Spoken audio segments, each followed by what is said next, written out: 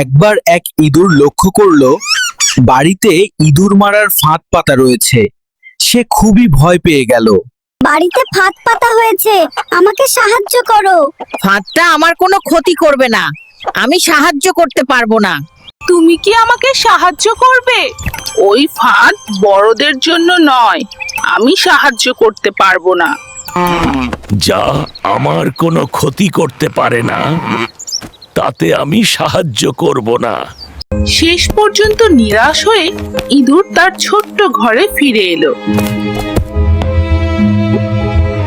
রাতের বেলা বাড়ির কর্ত্রী বুঝলেন ফাঁদে কিছু একটা ধরা পড়েছে।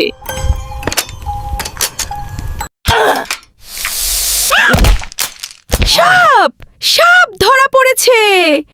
ডাক্তার ডাকা হলো।